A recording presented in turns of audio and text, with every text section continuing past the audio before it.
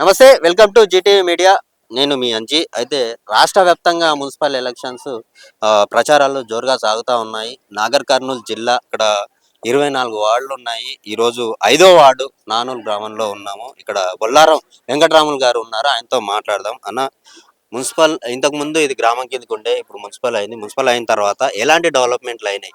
గతంలో BRS party ఉన్నప్పుడు ఎలాంటి డెవలప్మెంట్ పనులు చేశారు? ఇప్పుడు ఈ కాంగ్రెస్ గవర్నమెంట్ వచ్చిన తర్వాత ఏం చేశారు? గతంలో బీఆర్ఎస్ గవర్నమెంట్ ఉన్నప్పుడు మరి జనార్దన్ రెడ్డి గారి ఎమ్మెల్యేగా ఉన్నప్పుడు నాగర్ కర్నూలు మున్సిపాలిటీలో అనేక అభివృద్ధి కార్యక్రమాలు జరిగినాయి. ముఖ్యంగా గ్రామంలో దాదాపు 60 కోట్లతోటి మన మున్సిపాలిటీలో 60 కోట్లతోటి అండర్గ్రౌండ్ డ్రైనేజ్ చేసిండ్రు. అలాగే సీసీ రోడ్లు కూడా దాదాపు 30-40 కోట్లతోటి ప్రతి గల్లీ గల్లీ కూడా సీసీ రోడ్లు వేయడం జరిగింది.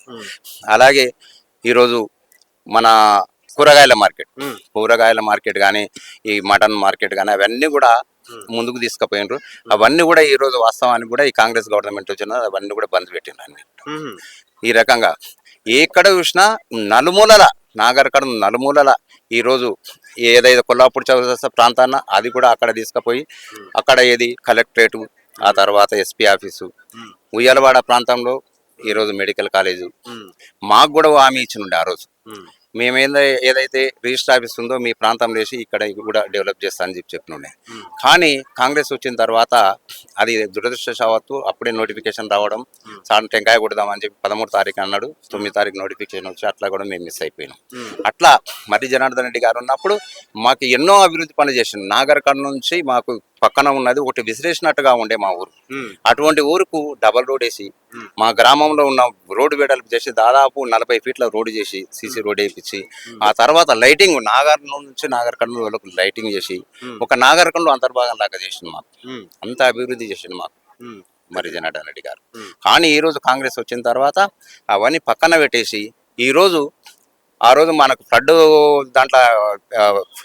వచ్చిన దాంట్లో ఏదో ఫండ్స్ వస్తే దాంట్లో 9 కోట్ల రూపాయలు బ్రిడ్జ్ కోసం కేటాయించుండే. ఇక్కడ మాకు నాగర్ కర్నూలుకు నుంచి నాగర్ కర్నూలు పోవాలంటేనంటే వర్షాకాలం వచ్చినప్పుడు ఏంటంటే అలుగు వారి మొత్తం పోవడానికి కూడా ఇబ్బందులు ఉన్నాయి. ఎంతో పోవడానికి వస్తలేదు. ఎక్కడో దూర ప్రాంతం నుంచి వెళ్ళడానికి ఇబ్బంది అవుతుంది. ఒక 2 రోజులు ఇండ్లలోనే ఉండాల్సి వస్తుంది ప్రజలు. అటువంటి దానికి ఆ సారు 9 కోట్ల రూపాయలు ఆ రోజు పెట్టినుండే. కానీ కాంగ్రెస్ గవర్నమెంట్ వచ్చిన తర్వాత అవి ఎక్కడ పోయినావో తెలియదు.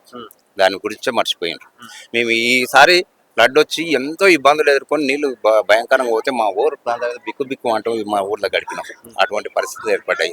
కాంగ్రెస్ వచ్చిన తర్వాత ఏవైతే హామీలు ఇచ్చిందో అవి అన్నీ కూడా మర్చిపోయి డైవర్షన్ పాలిటిక్స్, ఓన్లీ కేసులు పెట్టడం, దాన్ని అంతా ముందుకు తీసుకురావడం ప్రతి ఎలక్షన్లో, ఆ విధంగా ప్రజలంతా డైవర్షన్ చేస్తూ ఎన్నో ఇబ్బందులకు గురి చేస్తారు. కానీ మేము అద్భుతంగా డెవలప్మెంట్ చేస్తూ ఉన్నాము. పాత రోజుల్లో అన్ని తీసుకొని తినవాలే తప్ప ఎలాంటి అభివృద్ధి లేదు, ఇప్పుడు మాత్రం మేము చక్కగా చేస్తున్నాం అని చెప్పేసి అంటా ఉన్నారు.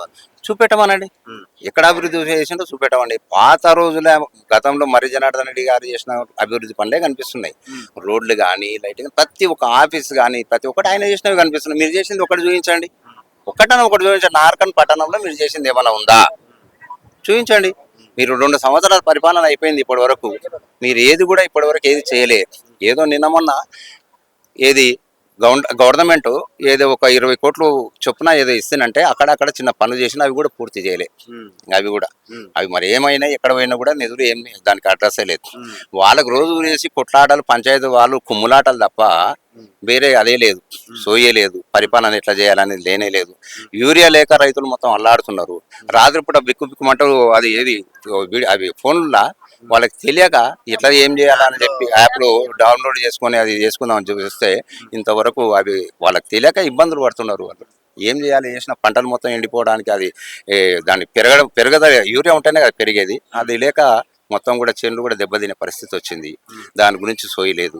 ఎంతసేపున ముఖ్యమంత్రి గారు బయట అందాల పోటీలు, ఆ తర్వాత దావోసు, ఆయన స్కూల్ పిల్లలకి ఇప్పుడు చదువుకుంటాడంట. ఇక్కడ ప్రజలను పాలన చేసి వదిలిపెట్టి గాలికి వదిలేసి ఆయన స్కూల్ పిల్లలకి చదువుకుంటూ బుక్కులు పట్టుకొని తిరిగితే ఇవంతా ఎక్కడ పోవాలి? ప్రజలు ఆయన నమ్మి ఓట్లేసిన ప్రజలంతా ఎక్కడికి పోవాలి?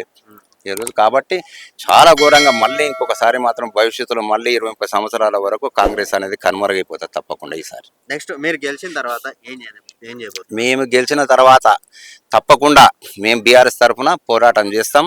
ఈ అభివృద్ధి పనులు ఏవైతే ఉండో ఎందుకు చేస్తలేరో దాని మీద మేము అందరం కూడా పోరాటం చేస్తాం. మాకు కావాల్సిన హక్కులన్నిటి కూడా మాకు కావాల్సిన ఇప్పుడు ఏ నాగనూరు గ్రామానికి కావాల్సిన బ్రిడ్జ్ కానీ, సిసి రోడ్లు కానీ, డ్రైనేజ్ కానీ ప్రతి దాంట్ల మీద కూడా మేము బీఆర్ఎస్ తరఫున కౌన్సిలర్ గెలిచి తప్పనిసరిగా పోరాటం చేస్తాం. వాళ్ళకు ప్రజలు ఇచ్చిన హామీలన్నీ కూడా నెరవేర్చే విధంగా మేము ముందుకు పోతాం. ఈ 6 గ్యారెంటీల పరిస్థితి ఎట్లా ఉంది? 6 గ్యారెంటీలు అనేది అసలు లేనే లేదు. ఏముందండి, ఒక ఫ్రీ బస్సు తప్ప వాళ్ళు చేసింది ఏముంది? 6 గ్యారెంటీలు అన్ని మహాలక్ష్మి పథకం అని చెప్పి ఒకటి అదొకటి నడుస్తుంది. ఇప్పుడు చెప్పిన దానికి 2500 మహిళలకు ఇస్తామని చెప్పింది, ఇచ్చారా? ఏదైతే కళ్యాణ లక్ష్మి అది దాని కింద పథకం కింద ₹1,00,000 తులం బంగారం ఇస్తామని చెప్పి ఇచ్చారా?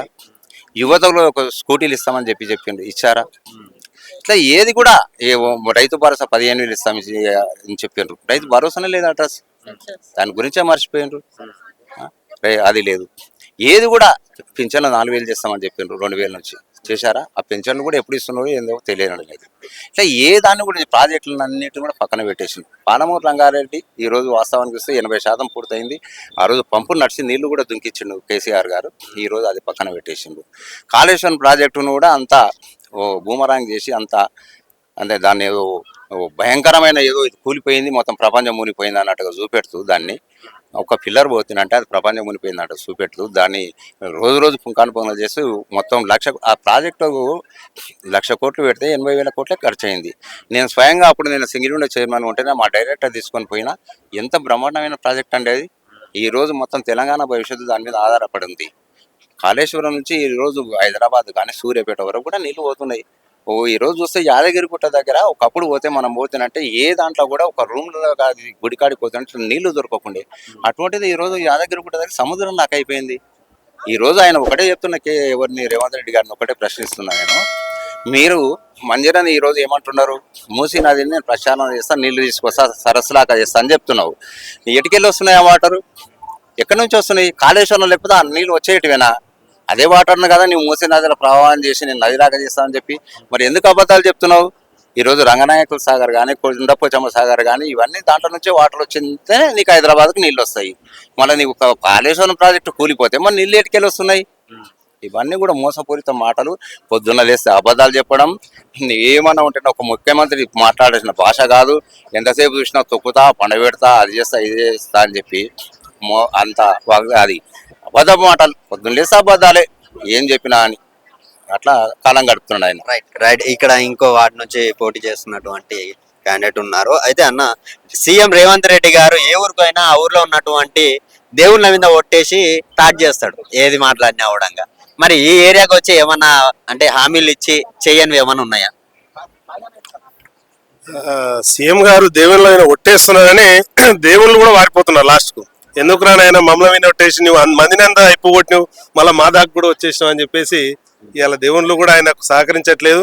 అందుకే బీఆర్ఎస్ గాలి ఇంత వీస్తుంది.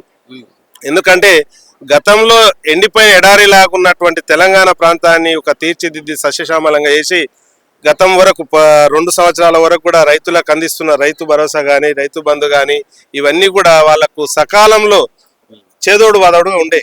అవన్నీ కూడా ఇప్పుడు మర్చిపోయింది. ఎదురు చూసే రోజులు వచ్చేసినాయి. మళ్ళా ఎటకాలం వస్తుంది. అందుకే రైతులందరూ కూడా మళ్ళా రుణం తీర్చుకునే అవకాశం మళ్ళీ వచ్చింది రైతులకు. కేసీఆర్ రుణం తీర్చుకునే అవకాశం వచ్చింది కాబట్టి అందరూ కూడా కేసీఆర్ రుణం తీర్చుకొని మళ్ళా బీఆర్ఎస్ ను గద్దెనెక్కేయడానికి అందరూ కూడా ప్రయత్నంలో ఉన్నారు. ఖచ్చితంగా కూడా ఇప్పుడు మున్సిపల్ ఎన్నికల్లో నాగర్ కర్నూలు గడ్డ పైన మళ్ళా బీఆర్ఎస్ జెండా ఎగురుతుందని అంత ఆశిస్తూ ఆ దేవుని మేము క్యాంపెయినింగ్ వెళ్తున్నా, డోర్ టు డోర్ ప్రచారం చేస్తా ఉన్నారు. మరి ప్రజలు ఏం చెప్తా ఉన్నారు? డోర్ టు డోర్ పోతే డోర్ టు డోర్ లో లేరు ప్రజలు, బీఆర్ఎస్ వెనక ఉన్నారు అందరు. మేము అదే చూస్తున్నాం. అక్కడంటే లేదన్నా మీ అనుకున్నాం అంటున్నారు కానీ మేము ఇంట్లో ఎందుకుంటాం, మీ వెనక పని చేస్తున్నాం, మీ వెనక వస్తాం, మేమంతా బీఆర్ఎస్ అనుకున్నాం, చలో కారు గుర్తుకే మన ఓటాను మన వెనకనే ఉన్నారు. ఖచ్చితంగా కూడా ఈసారి మళ్ళా కారు గుర్తుకు ఓటేసుకొని మా అందరి రుణం తెచ్చుకుంటాం, కేసీఆర్ రుణం తెచ్చుకుంటాం. నాగర్ కర్నూలులో కుచుకుల రాజేష్ రెడ్డి గారు ప్రస్తుతం ఎమ్మెల్యేగా ఉన్నారు. ఆయన వచ్చిన తర్వాత ఎంత బడ్జెట్ తీసుకొచ్చినారు, ఇక్కడ ఎలాంటి డెవలప్మెంట్ చేస్తున్నారు? కాంగ్రెస్ ప్రభుత్వం ఏర్పడిన తర్వాత అన్ని అబద్ధాల మాటలు, అంటే దోబుచ్చులాట చూయించే వరకే ఇవి ఇస్తున్నాము, మీకు అందరికి వచ్చేస్తున్నాయి. చిన్నపిల్లలకి ఏం చేస్తుంటారంటే చిన్నప్పుడు అరే నీకు ఇది చందమామం చూపించి అన్నం తినిపించేది. అట్లా రేవంత్ రెడ్డి కూడా జనాలకు నీకు ఇదిగో వచ్చే అని అన్ని ఆశలు చూపించి ఒకసారి గద్దెనెక్కిండు. వారికి అందరికీ అర్థమైంది. ఇక్కడ రాజేశ్వర రెడ్డి గారు వచ్చిన తర్వాత ఏం పని చేశారైతే మాకైతే తెలియదు, మేము చూస్తున్నాం అయితే నాకైతే తెలియదు. లోకల్లో మా పాత బడ్జెట్ మిగిలిన బడ్జెట్ మాత్రం సీసీ రోడ్లు వేసారు నార్కన్ లోకల్లో, అంతవరకు తెలుసు. మరిగారి పాలన ఎట్లుండే? 10 ఏళ్ళు పాలించారు. మర్రిగారి పాలన ఈ జనాలను అడిగితే చెప్తారు, మమ్మల్ని అడిగేది ఉంది.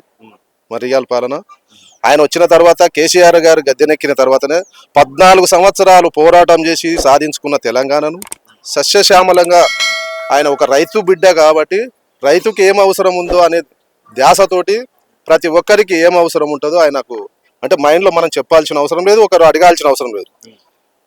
గుడిపల్లి ఇక్కడ మా దగ్గర 3 కిలోమీటర్ ప్రాజెక్టు మా నుంచి మహబూబ్ నగర్ అంటేనే వలస, ఆంధ్ర పోయేది, తర్వాత రాయచూరు అదంతా పోయేది.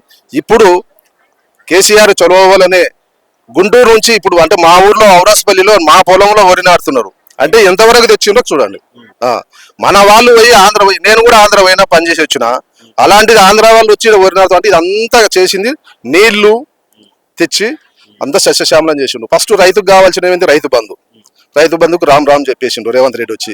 తర్వాత కళ్యాణ లక్ష్మి కూడా కేసీఆర్ ఎందుకు పెట్టినంటే ఒక పేద ఇంటి ఆడపిల్ల పెళ్లి చేయాలంటే ఎంత కష్టాలు ఉంటావో ఆయనకు తెలుసు కనుక అరే ఎంతో కొంత మొత్తం సాయం చేయకుండా కొంత చేద్దామని 1 లక్ష రూపాయల వరకు చేసిండు. ఈయన వచ్చిండు రేవంత్ రెడ్డి డిసెంబర్ 12 నాడు 1 లక్షతో పాటు చెయ్యి గుర్తుకేయని తులం బంగారు వస్తుంది, మీరు చూడు నేను 2 లక్షలు రుణమాఫీ చేసి పడేస్తా పోండి అన్నాడు. రుణమాఫీ ఎవరు చేసిండ్రు? ఒక ఫ్రీ బస్సు పెట్టిండు. ఫ్రీ బస్సు పెడితే ఇక్కడ ఉన్నోళ్ళే తిడుతున్నారు, అయ్యా బస్సు ఎవరికి అయ్యా ఉపయోగం అని మమ్మల్ని అడుగుతున్నారు. అంటే బస్సుకు ఉపయోగం ఎవరికి? గవర్నమెంట్ ఉద్యోగులకు రోజు స్కూల్కి పోతారు, ఇంటి నుంచి స్కూల్, వాళ్ళు మాత్రమే వెహికల్స్ ప్రైవేట్ వెహికల్స్ పక్కకెట్టి గవర్నమెంట్ బస్సులో పోతున్నారు. అంటే లక్షల జీతాలు తీసుకున్న వాళ్ళకే గవర్నమెంట్ బస్సు ఉపయోగపడుతుంది. ఈ వ్యవసాయం చేసే వాళ్ళు అందరూ ఏడుకోతారండి. రోడ్ల పోటీ అయితే మనం ఏమంటారు, వీళ్ళు రోడ్ల పోటీ బస్సులు తిరుగుతాయి, టౌన్లోకి పోతాయి. వీళ్ళు టౌన్లోకి ఏం చేయాలి? వీళ్ళు చేయాల్సింది చిలకల పూర్తి యూరియా పిండి. ఇంతకు ముందు ఇప్పుడు సరే వెంకటరావులు అన్నారు చైర్మన్ ఉన్నప్పుడు లారీ తెప్పించుకుంటూనే ఊర్లో పెట్టుకుంటే, మరి జనార్దన్ రెడ్డి గారు ఉన్నప్పుడు మేము ఒక ఆటోకు ఫోన్ చేసి చెప్తే ఎన్ని సంచులు కావాలంటే అది సంచులు వేసి పంపుతాం. ఇప్పుడు ఎక్కడిది? నాకు ఆ యాప్ డౌన్లోడ్ చేయడానికే తెలుస్తలేదు, ప్రామిస్ చెప్తున్నా, జోక్ కాదు. ఆ యాప్ ఎట్లా డౌన్లోడ్ చేసి వాడు రాత్రిపూట చిలకలకు పోయి చూసుకోవాలన్నా, యాప్ ఫోన్ పట్టుకొని చూసుకుంటే అది ఎప్పుడు నీళ్లు చూపిస్తుంది కోట. మరి వాడేసిండ్రా లేదా ఇంకేం అర్థం అవుతలేదు. మరి వాళ్ళ ఆఫీసర్లన్నా ఆడ పెట్టుకొని ఒక ఊరికి ఇంత ఇస్తాం, ఫస్ట్ ఒక ఊరికి ఇంత ఇస్తామని ఇస్తే బాగుంటుండే. రైతులను హరిగోస తీపిస్తుండ్రు కాంగ్రెస్ ప్రభుత్వం. రైతులు కూడా కసి మీద ఉన్నారు, ప్రతి ఒక్క వర్గానికి చెందిన ప్రజలు కసి మీద ఉన్నారు. మున్సిపాలిటీ ఎలక్షన్లో దిమ్మ తిరిగేటట్లు టీఆర్ఎస్ మద్దతు ఇస్తారు. ఇప్పుడు ఇది గ్రామ పంచాయతీ సర్పంచులలో 50% వచ్చినాయి. అదే టీఆర్ఎస్ పార్టీ ప్రభుత్వంలో ఉన్నప్పుడు వాళ్ళు 10% రాలేదు సర్పంచులు. అంతే 2 ఏళ్ళు ఎంత వ్యతిరేకం వచ్చిందో రేవంత్ రెడ్డి తెలుసు. రేవంత్ రెడ్డి అన్న చిన్నపిల్ల లేక ఫుట్బాల్ ఆడడానికి మనవాడు ఆయన ఎన్ని కోట్లు పెట్టిండు? 7 కోట్లు అంట దానికి. ఆయన ఫుట్బాల్ ఆడడానికి అది ప్రజలకి ఏమైనా ఉపయోగం ఉందా? ఎవరికైనా 1 రూపాయి ఉపయోగం ఉందా? అందాల పోటీకి వాళ్ళని బామలను తెచ్చిండు. వాళ్ళు వచ్చి కేసీఆర్ ఈ పట్టణాన్ని ఎవరు అందంగా చేసిండ్రంటే కేసీఆర్ అంటే వాళ్ళు కేసీఆర్ని చర్చించిండు, కానీ రేవంత్ రెడ్డి ప్రోగ్రామ్ పెట్టిన అడగలే. రేవంత్ రెడ్డి బలిసి ప్రోగ్రామ్ పెడుతున్నాడు. తర్వాత మొన్న స్కూల్ పిల్ల బ్యాగ్ వేసుకొని ఒక సీఎం అనేటోడు లాగేసుకొని ఈ బ్యాగ్ వేసుకొని పోతాడు. ఏముండాలి? ఆదర్శంగా జనాలకు అరే సీఎం చూస్తే గౌరవపదంగా ఉండాలి. కేసీఆర్కు తొండలు ఇడుస్తా, లేకపోతే కొడుకులకు తొండలు ఇడుస్తా, అల్లునికి తొండలు ఇడుస్తా. ఆ తొండలు ఇడిపిస్తాము, అందులో ఉన్న మంత్రులకు ఇడిపిస్తాము, అందరు ఇడుస్తారు. మేము ఇడిస్తే ఆడులు ఇడవనికి తయారైనరు.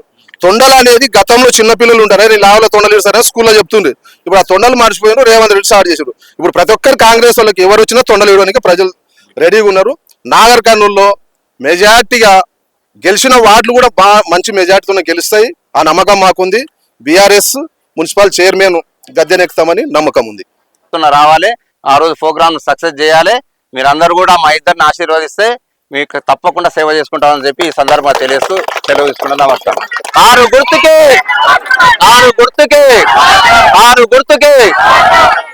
మన గుర్తు ఏంది?